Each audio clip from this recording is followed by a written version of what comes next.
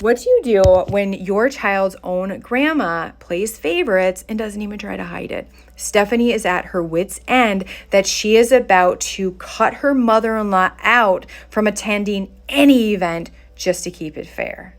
So Stephanie wrote in fuming after a long sports season with her mother-in-law. Now she shows up and supports every game her son has, pays the fees, sits in the stands, waits the whole game to see her son play, 2 to 3 minutes, happy as a clam. Her daughter, on the other hand, she says, well, dance isn't a real sport. I hate having to sit through an hour just to see her dance for 3 minutes. Does the same thing over here. And also these fees. I hate paying these fees. So it's always complaining. So it's been a long season, but now they've reached the end. Her daughter has the big dance recital, the big event. You don't actually have to pay to get in, but you do have to reserve the seats. So after a lot of back and forth trying to convince her mother-in-law that it would be so important and it would mean a lot to her daughter if she shows up, she finally says, yes, fine, I'll come. So she's going to come, and then she ends up bailing last minute. She basically said, oh, I just can't do it. It's been a busy week. I just need the weekend to be me time.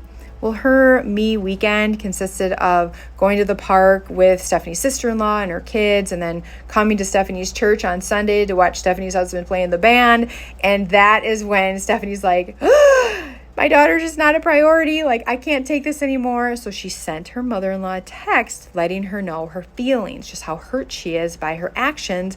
And her mother-in-law said nothing. She just ignored her. So Stephanie's like, fine, you can't come to any event now. That's kind of where she's at. And she's reaching out to us is that something I should do? Oh, Stephanie, it's awful watching favoritism between our children. It's so painful as a mom. I'm glad that you communicated with your mother-in-law, just trying to get on the same page. I'm sorry she ignored you. The tough truth is you can't put a boundary around a public event. That's something out of your control. So she still can show up to your son's events. You can't stop her. When you think about a boundary, you have to ask yourself, what is something I can control? You could control how much information you share with her, the schedules. You can control whether or not you sit by her, just for example, but you can't control if she shows up.